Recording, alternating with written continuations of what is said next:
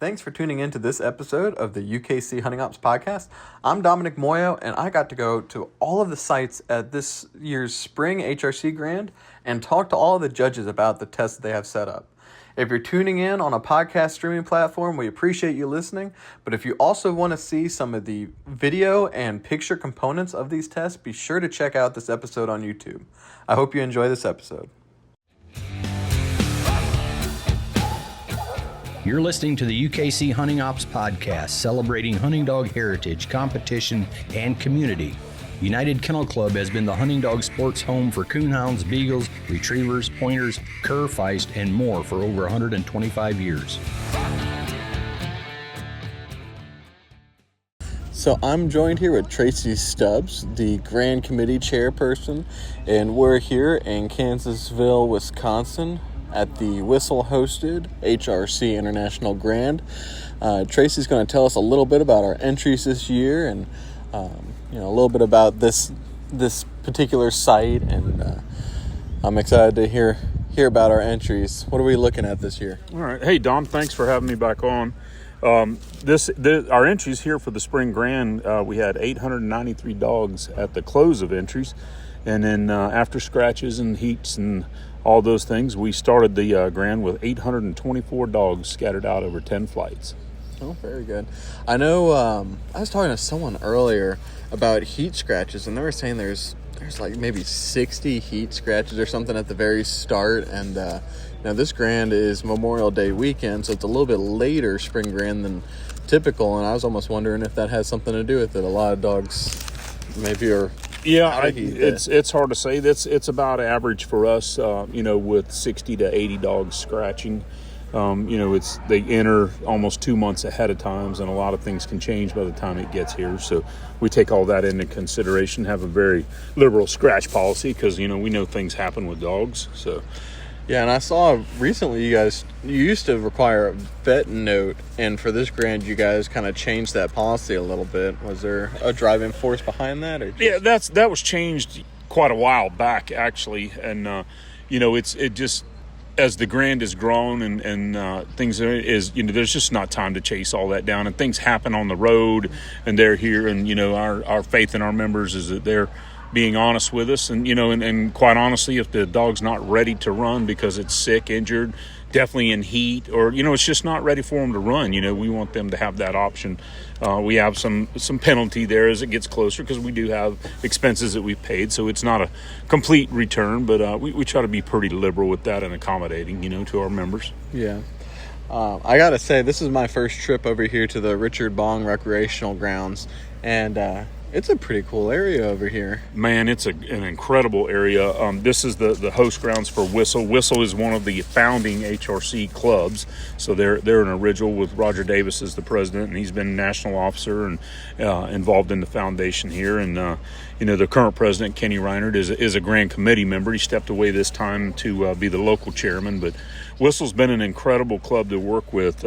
They have had a huge amount of their club members out here helping, and when Kenny said, hey, we've got over 100 working members, they've got over 200 members, but they had over 100 working members that were committed to coming and helping with the Grand. You say, oh, that's great, but and we always have our doubts there, but he was not kidding, man. There's been so much help, and from I got in here on Sunday and folks were already here doing things and cutting brush, and the personnel here at the Richard Bong facility from the DNR, they've been over backwards for us. And these are dedicated field trial grounds, and there's a lot of clubs use them here. This thing has to be negotiated out with a lot of different dog venues that use these grounds. And I think Roger told me there's 1,200 dedicated acres that are for field trials and hunt tests, and that's everything from pointing dog trials and to our retriever events and NAVIDA, and I mean there's a lot of clubs and dog clubs that use this ground, so it's all worked out and it's a great effort. There's a lot of man-made ponds here, some natural ponds, and some project ponds, technical type water, and HRC and the Grand. We offered. They had a project going on to build a new tech pond here, and we offered to pony up and help, and they graciously let us be part of that.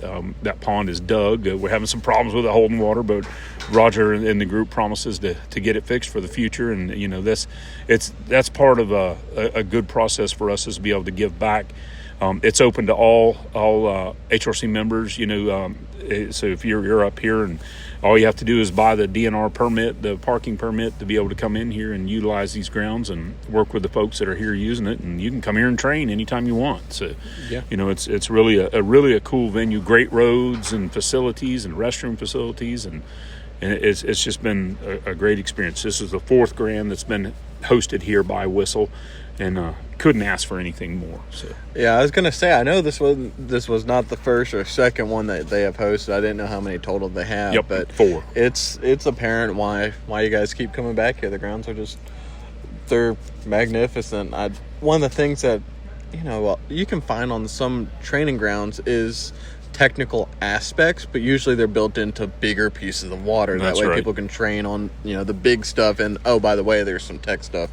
And one of the things that makes me jealous of living all the way in North Carolina and having grounds like this all the way up in Wisconsin is the fact that there's small technical water. There's That's right. a way They're to teaching teach water. There's a way to teach those concepts to dogs before throwing them to the wolves, and so that makes me a little bit jealous that they have that on these grounds here. And so it's nice that it's open to all HRC members like that. And that's right. And it makes you want to plan that summer trip up here when it's 1,000 degrees down south, and come up here and enjoy this good weather and this good hospitality.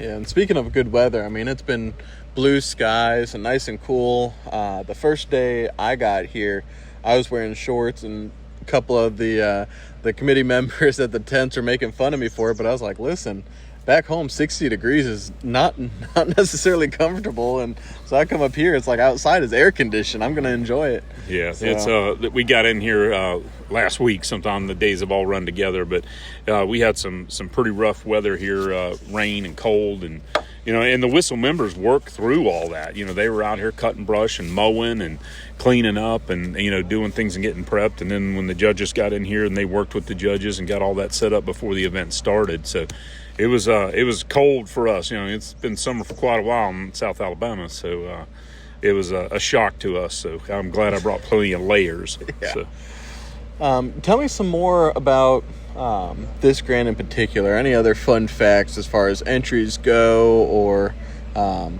if you have any regional data or anything about how far people have traveled to come to this grand? No, we haven't surveyed that. We'll do that in an after action type report. But there's a lot of members. This being later in the year, this is a late spring grand for us, and being this far north, this has allowed a lot of folks that normally don't get to participate in the spring grand to have time to train and get in it. So I think we had a really good showing.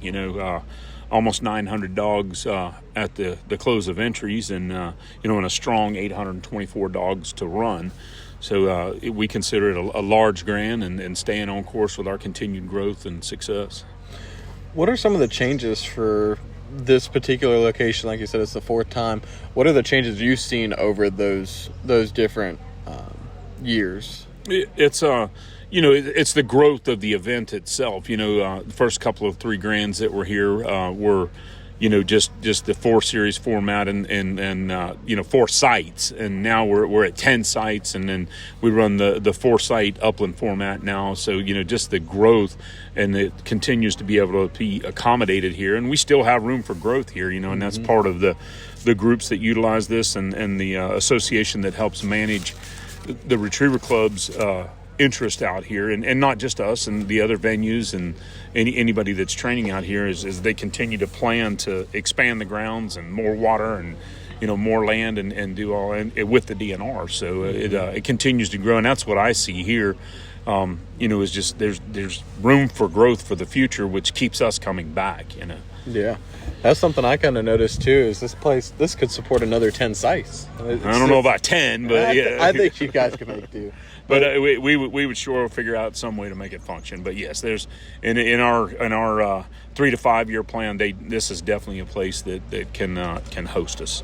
And Whistle, I just can't go over enough of how hard they've worked, and the folks that are here, and some of our sponsors were here, and they just were amazed at it, and about how much work and how smooth things went, and how everyone gets along. And there was, this a long event, and it can get tense sometimes, and the teamwork here at Whistle HRC in hosting us and the traveling grand group has been incredible.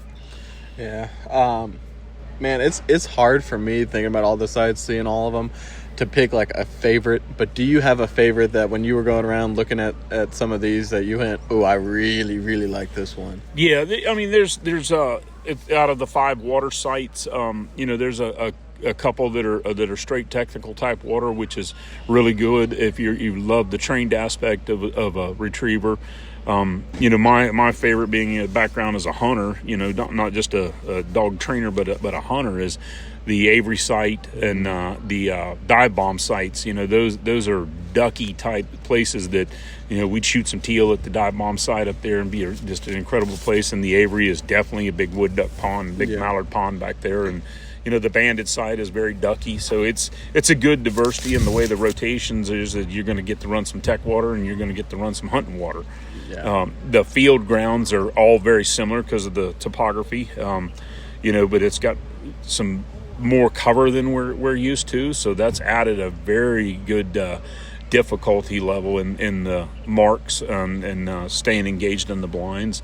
Some of these hides that usually you can come up to a test and go, well, there's where one of them's coming out. Yeah, it's brushed in and hidden, but that's where that one's coming out. And this couple of these tests you pull up to, and you got to really look to see where those wingers are at. And boy, it's added difficulty to the dogs. And the grand champions are rising out here going into the 4th series tomorrow, and you're seeing that we feel like we've really tested the grand champions. So it's funny you say that, because I thought the same thing about some of those sites. The winger hides just fit in That's to right. the environment. There really isn't, because some of those dogs, especially the veteran dogs, they can come out and pick out those hides no matter how well you brush That's them in. right. And out here they can't. They're struggling a little bit to go out there and point out the hide stations. And they can't even mark off of them. That's another thing. Yeah, so they got to go to the fall area. So that's a true grand champion. Is he goes to that fall area and makes that diligent hunt and comes up with the bird. So we're testing it. Yeah, and that's just the natural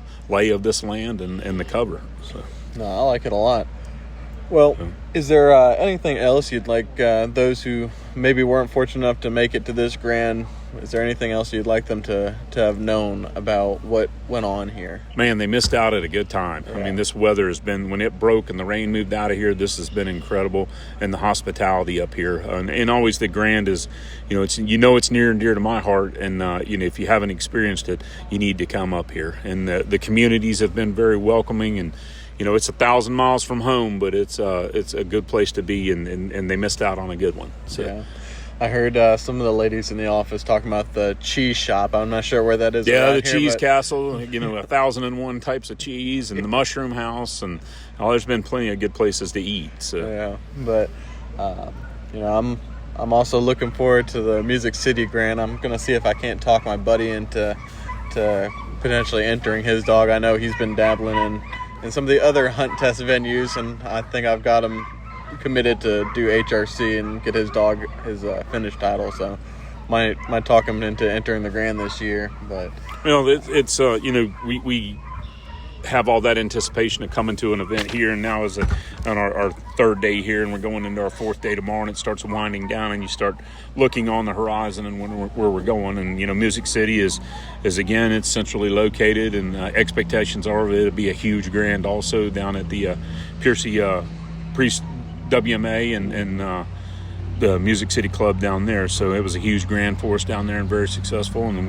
we'll be headed down there. October 18th will be the start date on that, and Murfreesboro area down there south of Nashville. So looking forward to it. So we'd like to thank all of our sponsors again, and if you indulge me, I'll name them off. But please. With Avery Banded, Purina and Gunners Up launchers, Prefert farm equipment, dive bomb decoys, and Hughes Oil, Garmin is always one of our legacy sponsors there with Purina. So, that without our sponsors, it would be a struggle for us to keep this thing financially sound and moving forward. And they are very valuable to us and a treasured part of the Grand. Yeah, absolutely. Like you said, you can't do it without the help on the ground. You can't do it without the sponsors. You can't do it without the local clubs and the support from the local municipalities to be able to host it out here. So, we get those guys here and get them in some camo. HRC, we love our camo, and That's right. Get Pat Burns in a camo shirt and get him around here, and he really enjoyed himself. And Jerry Cascio from Purina and David Carrington from Avery and Brandon from Preferred Equipment. And it's good to see our sponsors come here and be represented and enjoy the event. So we really do enjoy them. Yeah. So. Well, I know we're not quite at the end of the Grand here while we're sitting chatting, so we don't know the final numbers or anything, but I'll definitely be keeping an eye out for once you guys wrap up and those numbers come out, and get to see how many new Grand champions we have and how many new first passes, all that good stuff. So look forward to seeing all that here in the near future. Absolutely. It's an exciting time and exciting news. I'm so proud for all the handlers. Absolutely. Well, thank you again for all the work that you guys do on the Grand Committee and as your role in the Grand Chairperson, and thank you to the local club for all that they've done to make this go so smoothly, and all the sponsors and those that are helping run the Richard Bong facility here. All right. Well, thanks for having us on, and thank you for the UKC support. Absolutely. It's our pleasure. This is Domenick Muoio here at the Whistle Land site at the 2025 Spring Grand. I'm joined with Luke Cash, our judge for this course. And I kind of want to hear a little bit about your take on what drove some of the bird placement here and what you're seeing out of some of these dogs. Yeah. So our first bird out is our bird on the left over here. It's kind of a flat throw, but there's a lot of kind of taller grass going through there. There is a lot of drag back scent coming through as more and more dogs are going, and we're starting to see that a little bit more. Dogs are starting to hang up a little bit shorter. Our second bird out is coming out of the middle. It's our long bird. It's our long memory bird out there, about 145 yards. And its dogs are needing to punch out there pretty good ways to get out there. But what we're really seeing a lot of is dogs are going left. They're backsideing that winger station. And we didn't see that a whole lot with our setup dogs, but our wind is pushing, it is pushing that direction. So, some of it maybe we got some good dogs that have hunting experience that know how to play the wind. So, that's kind of our thought process on that. And then our right bird is kind of setting up our blind a little bit. It's about a 90-yard angle back throw, lands in some thicker stuff there. It sets up the blind. Gives some suction there to the right-hand side, but on that same token, our blind really does split marks 2 and 3 right down the middle. So you've got old falls from both of those, and it's about the exact same distance to our blind that it is to our middle mark. So we've got a lot of dogs when they get down there having kind of trouble finishing the blind a little bit. They're all pulling left towards that old fall, even though the wind is in their face coming from that blind. So it's interesting to see, especially some of the more experienced dogs as they get going through here. So yeah, I thought it was interesting because I've seen a couple of those dogs go left, and you kind of have these almost 3 distinct spreads of decoys out here. And that one middle mark kind of seems like it's in between 2 of them, but a lot of the dogs are seeing that picture of almost like a keyhole is what it looked like to me. And so I was wondering if that's playing a factor in some of those dogs going left, is they're seeing a familiar picture with those decoys. It is, and just like on our left bird here, first bird out, there's an opening there, there's kind of an alley lane between the 2 sets of decoys there. They go through that, and they come over here, and on our go bird, when they ran that go bird, and it's the same thing. They're running right between it, but then they go to pick up that last bird because most dogs are going outside middle, that's I think every dog we've seen today is what they've done. But they got to split the same set of decoys to go to that middle bird that they do for the go bird. And I don't know if it's throwing them off a little bit because we're seeing dogs running straight through the middle of the decoy spread and headed out, kind of towards no man's land. Mm-hmm. That's been our tougher mark of the day. We've we've had quite a few dogs had to use a handle on that mark. So Sure. Well, good deal. It's a nice test. I appreciate you guys having me out here and look forward to seeing some more dogs work on it. yeah, appreciate you coming out. Thank you.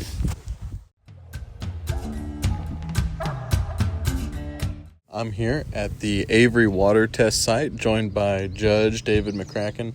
David, can you tell me a little bit about y'all's bird placement and some of the factors that these dogs are seeing out here? Okay, well, we started out with a small piece of water surrounded by cattails, and we wanted to set up a real hunting scenario for a test. We don't have real long marks. All of these marks would be marks that you could kill if you were actually hunting. We tried to put the birds in places where dogs would not want to go. The left bird actually has been the toughest bird for dogs all weekend, and it's only 27 yards long. But it's been falling on the end of some cattails that there are 3 different distinct trails leading to the blind, and if a dog takes the wrong trail, he's going out into no man's land, and he's not looking back to pick up that short bird. That's been the toughest bird for him. The right-hand bird is falling in a lot of the milfoil, which is an underwater weed that's in this pond. It has little tiny white flowers on top of it. So if the bird falls belly up sometimes, the dog, even though it's falling in the middle, wide open, the dog is having a hard time picking it up too, having a hard time seeing it. And a lot of times they're going back into the cattails where the bird came from. The go bird is a 47-yard mark that's straight across from the handler, and it's falling in a pocket with some cattails around it. So the dog has to break through the cattails in order to pick that go bird up. Once you have done that, we're running a blind that is under the arc of the first mark that came out. They had to stay within an opening in the cattails. If they got too far left or right in the cattails, they were having to be handled back out of it. Also, the blind was across a log. The bird was actually laying across the log, so when the dog got there to finish it, it got on dry land, but it had to go several yards and then jump across the log to pick it up. Gotcha. And that's pretty much our test. Well, I know when I walked down here, the first thing I thought is I'd like to duck hunt over here, so definitely staying true to the purpose of HRC, testing a hunting retriever. Oh, it's a ducky-looking area. Every test that I set up, regardless of where it is, the first thing I do is say, would I like to hunt here, and how would I set it up if I was going to hunt here? Jamie Moss and I set this up with that in mind, a hunting test, hunting scenario.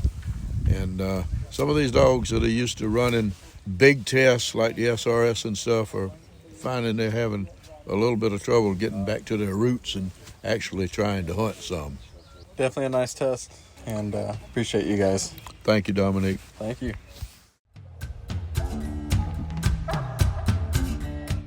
Alan, you've been feeding Eukanuba dog feed for a while now. What are your thoughts?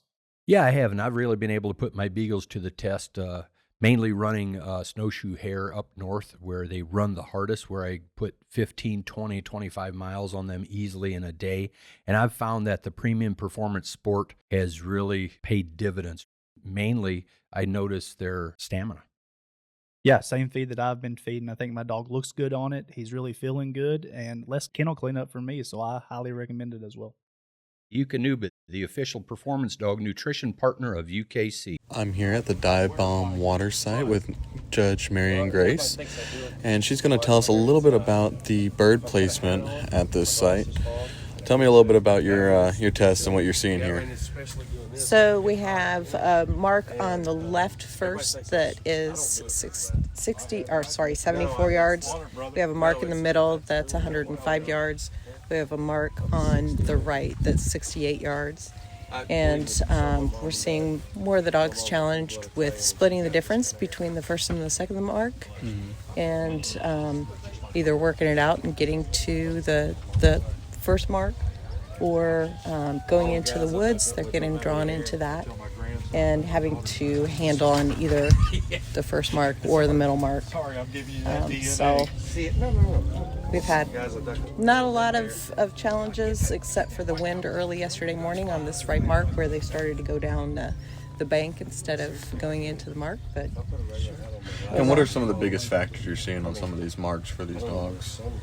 Definitely the shoreline, the cover, the wind, and the elements within the pond itself with the phragmite and the branches and whatnot, getting them offline, drawing them into that. And Nice, looks like a challenging down the shore blind to finish it up too, right?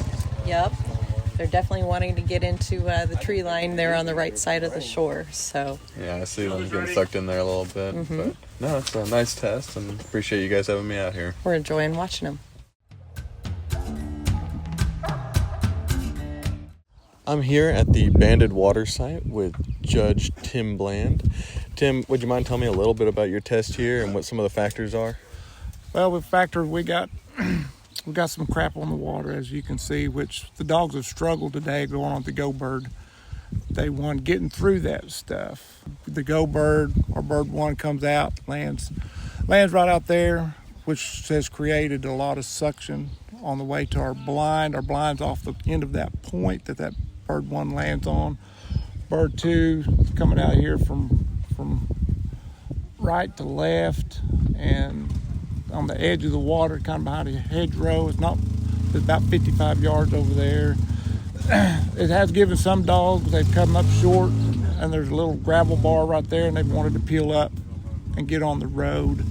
Our Bird 3 is across our pond. It's a 80-something yard Go Bird. Dogs have been picking that up pretty close. If they don't pick it up, there's an opening there to the right of that, and they've been taking that opening, kind of a little road. It's been marks have been challenging on them, but the meat of our test is going to be our blind. From the platform, we got a little cut in our pond back to the left, and then it rolls out to a point, and then it rolls out behind that point to a fairly large opening of water, which really from the blind, the handlers really don't have a good look at it. It's really giving the dogs a lot of struggle because they get on that point and then you're asking them to get back off. Our blind, it's back up on the bank a little bit. Even at that, there's some factors back there in the back that have kind of given the dogs a problem. We're really seeing most of the guys that just go right at that stake, our blind stake, have done really well. The ones that are challenging your blind? The ones that are challenging our blind have done really well. We've seen some great dog work. Got some, everybody says we're better dogs, but I just think sometimes we just have some better teams. Mm-hmm. We've got some good handlers, and they just work really well as a team.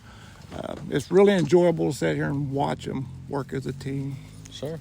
Well, no, this is a really nice test. This is something that I look at, and I wish I had something like this to train on, because this is probably how I'd end up setting up myself too. It's fun. It's a good test. We've had several compliments from our handlers.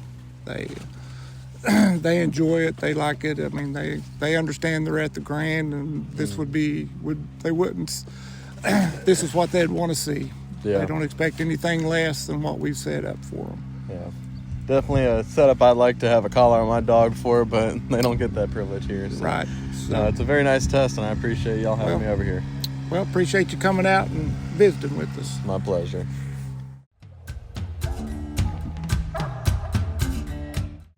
I'm here at the Garmin land site with Judge Wayne Sumner, and he's going to talk to us a little bit about his birds and some of these marks and blinds that the dogs are running.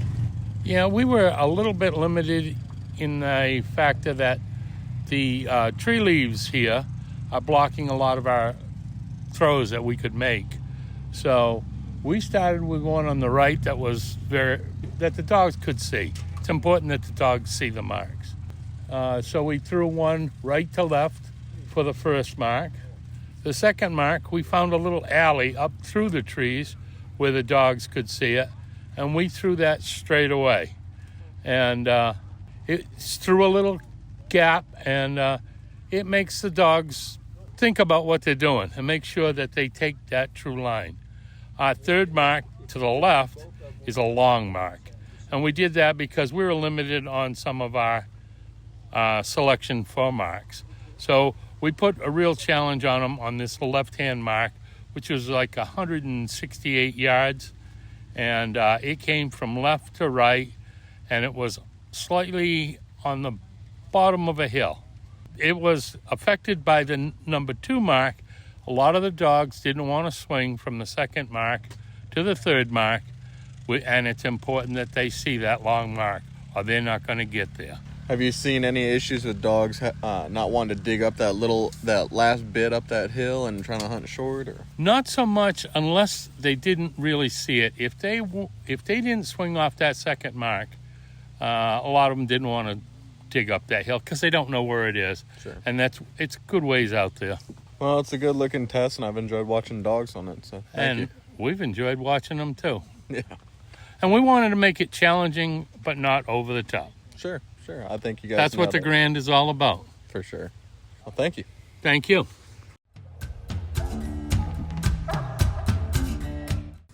I'm at the Gunners Up land site with Randy McLean. He's one of our judges here, and he's going to talk to us a little bit about some of the bird placement and what they're seeing out of some of these dogs. Sure. Our first bird out comes over here, comes out right to left, and we got it placed back there. It's an optical illusion. It's only 89 yards. Comes out, it lands right at the edge of that little point that comes out on that brush. What we're looking for on that mark is go directly to the area of the fall. And if you can tell on the skyline, it actually pulls dogs left or right a little bit. We're looking for them to go directly to the area of the fall and try to break through the suction. Bird 2 comes out, left to right. We've got a brush pile out here in the middle. It makes the dogs make a decision. Go over the brush pile, go left or right, and that pulls them off their line a little bit to see how well they mark that bird.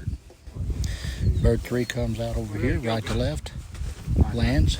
We got decoys placed and a cedar tree put up in the field, which the dogs, it helps pull suction for the dogs one way or the other.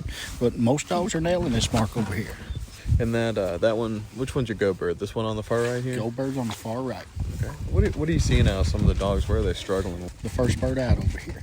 It's just, it's no further than others. There's not 2 or 3 yards difference between them. It's just that bird looks longer than the others. And the dogs, they see it. If you get down on their level, they see it a little different than we do standing up. So we set it up. We got down on our knees and watched every mark before we actually ran dogs on them. Okay. And how about that blind? Talk to me about that blind a little bit on the far left. 134 yards. Okay. We put cedar trees out here strategically for the dogs to look at because it was an empty field. The Grand Committee came out here and these guys looked at it, and our site coordinator and our Grand Committee member helped us set this up and make sure we didn't mess anybody up. But the trees act like a suction tool. Okay. Well, good deal. It's a nice test here, and I look forward to seeing some dogs run on it. Hey, thank you very much. Thank you. Have a good day.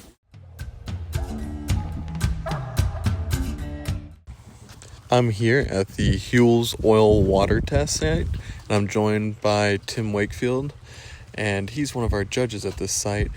Tim, can you tell me a little bit about your bird placement here, a little bit about your test site, and what you're seeing out of these dogs? Well, today the wind's making it really difficult because bird 1 comes out in the middle, and the way it's landing, it's casting the scent into the path of bird 3. So we've got a middle bird, swing to the right, shoot the right bird, come back, and shoot the go bird on the left. And the wind seems to be interfering with the scent, and the dogs are actually going really well for bird 3, but then making a hard right-hand turn, and a lot of them are picking up bird 1.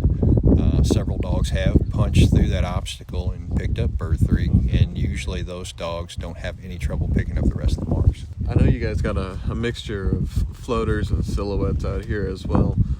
Tell me a little bit about that. Well, these dogs are supposed to be hunting dogs, and basically they're supposed to ignore that factor and go directly to the fall. So we tried to place them where it's not too difficult for them to avoid them, but they still have to maneuver a path through the decoys to get to where they're going. So no other real rhyme or reason in how we put them out other than we wanted to make it look like a real hunting scenario. Yeah, I personally have hunted over silhouettes a good bit, and it's always interesting to see, even if you don't have a dog, trying to mark a bird around them, because it looks so different from one angle, and then you get right up on them, and it's like looking at the side of a piece of cardboard. Yeah. And so, it's neat to see that added factor in here with some of these dogs, and I've enjoyed watching a lot of these dogs work, and yeah, you can definitely tell the ones that are able to ignore some of those bigger factors are going to be the ones that are setting themselves pretty well for the later rounds. But nice test here, I appreciate it. Yeah. Well, not to mention once they make it through all that difficulty, we've got a pretty good blind. There are several factors included in this blind that make it pretty difficult, and we require them to challenge all those factors to get a passing score. So absolutely, yeah. I like the little bit of brush right there, right in the middle too. A little bit's an understatement for some of these guys, but yeah, it's a very doable blind for a grand dog, and that's where we're kind of figuring out who the grand dogs are. But we haven't lost near as many dogs on the blind as we thought we were going to. So they're working through it. They're challenging the factors. They're a good team with their dogs, and as long as they continue to challenge it all the way to the stake, they're making it through. Good deal. Well, thank you again. Yep, no problem. I'm here at the Prefer land site with Judge Zakowski. He's going to talk to us a little bit about the bird placement here and what they're seeing us on the dog work this fine day. Well, we set up a test here. We were a little limited because of the terrain. We had a lot of ruts that eliminated a portion of the field, sunrise, sunset factors that excluded some of the field. So what we've come up with was actually, because of the way the land drops off, we've got a couple of illusion birds, left and right side, and the middle bird's the most straightforward mark. It's a fairly open field, but we do have some cover in front of us that the dogs need to go through. Cover down the left-hand side. They can cut through at any point in time, but some of them skirt it, some of them break through. And what's the surprising one is that the right-hand bird is turning out to be much more of a challenge than we thought it would be. There are some roads out there, and a lot of the dogs are getting hung up, running the roads, getting thrown off course, getting caught on a road and not pushing deep enough. So I tell you, it was rough going this morning, but the later in the day, I don't know if it's the additional scent on the ground, the better light or what, but the dogs are doing a much better job this afternoon of working things out. So we're happy with the test. I'm concerned this morning that we had set up a bit of a monster, but that could have just been early morning blues in general. Yeah, I noticed a lot of dogs are backsiding that left-hand bird. What do you think is contributing to dogs doing that? Well, it's this cover here. The ideal way to do it is cut through that little opening right over there and push straight on through, but a lot of them are hesitant to break this cover, which is not that thick, so they end up going way down past that clump of bushes and then coming in from the backside, and some of them don't even come in from the backside, and those are the ones who are really in trouble. Our gun station is well past that big bush there, so... Yeah, I noticed that too. You got that big bush, and it's almost like inline cover from the winger hide. That was the intention with the winger hide when we set it up, is it would be out of sight. And the winger hide, obviously, we just blocked off, so when the dogs did clear that bush, they wouldn't be looking in at somebody moving around the winger. Sure. Well, I've enjoyed watching some of these dogs work, and look forward to seeing some more of them. So thank you guys, and fantastic test. All right, thank you, sir.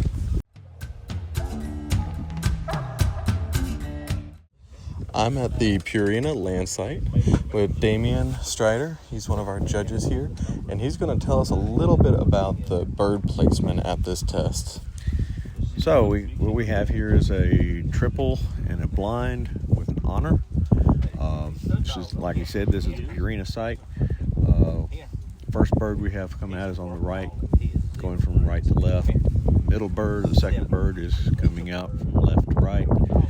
And then the final bird is from left to right, far left. These birds have been strategically placed to evaluate the ability of these animals or these dogs to be able to mark, go directly to the area of the fall, pick up a bird, and deliver it to hand. Cover is mixed between light cover and heavy cover. There's places where you lose the dog if you don't keep them on the path that need to be on. After they pick up the marks, then we have a blind. First mark is 93 yards. The second mark is 111 yards. The third mark is 114, and the blind is 116 yards. Okay. And what are some of the biggest factors that the dogs are seeing from each one of these marks? The wind is playing a big factor in this because the wind is changing from almost dog to dog. And we have to just evaluate their ability to nose these birds and get to the area of the fall. Yeah. I see a little bit of mode strips in here too, so I'm sure those might lead a dog down the wrong way a little bit if they didn't mark it too well, huh? That's correct. Okay. And tell me a little bit about your blind. What are some of the factors the dogs are seeing from that blind? On the first day, we had a really good blind because all of the different brush and that kind of thing that we have placed. But we're getting a little bit of a path where the dogs are going through now. So right now the wind is playing some factors in it and the cover. Well, it's a nice test, and I appreciate you taking the time to talk to us about it, and enjoy watching it. Thank you, Domenick.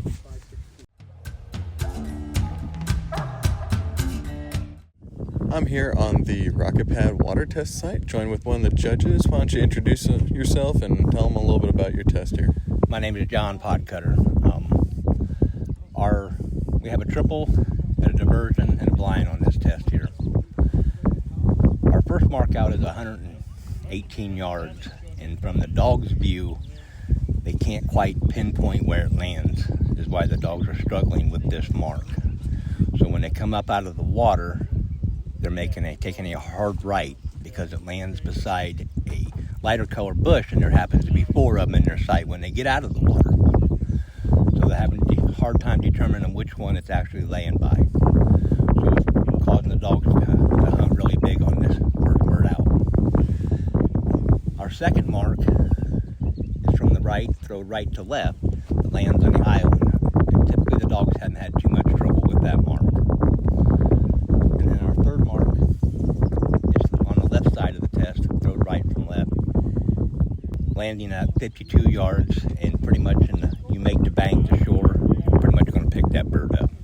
So basically our whole test is right here in the front, consisting of our middle bird and our blind. Yeah, tell me a little bit about that blind as well. The difficulty on the blind the dogs are struggling with, they have to swim by a point, angle out of the water onto the shore, but they first have to get by the point, which is causing a lot of dogs problems with the wind pushing them to the point. So now we have to cast that dog off the point into the wind. And a lot of times the dogs are struggling with wanting to cast into the wind, off a dry spot. So when you proceed, once you get your dog off the point, if you get your dog off the point, you have to angle out of the water onto the land, and you're going through a keyhole. Once they get past the keyhole, the blind stake is pretty obvious to them. Hard to get to, easy to find. Yeah. Well, good deal. Well, it's a nice test, and I look forward to seeing dogs run on it. Thank you. Thank you. Hey, Alan, I don't know if you've been messing around with this new Houndsman Advantage app at all, but I've been playing with it some, and it has some really cool features on it. One, it has the interactive scorecard view where you can assign strike and tree points at the touch of a button, and it automatically totals your scores after each set of points are scored and valued. Yeah, no, I like it as well. Some of the features that I like is that you can access the rules and that it comes with a search function to easily find any specific rule. Also like that there's a place for your dog's registration numbers, and you can store pictures of your easy entry cards. I like that you can track 2 dogs' performances when out pleasure hunting. You'll find some analytics on your dogs. You can record their accuracy, win percentages, and a whole lot of things like that. No more lying here on this app. The last thing about the scorecard I'll talk about is it has the summary view as well, where you can see the total points you have and the pending points that you have, along with tree timers for each dog. So it's going to come in handy for judges as well. So check it all out on the new Houndsman Advantage app. I really hope you enjoyed that episode of the UKC Hunting Ops podcast. The Grand is one of my favorite events to go to each year, and I hope that you guys were able to feel like you were there with me.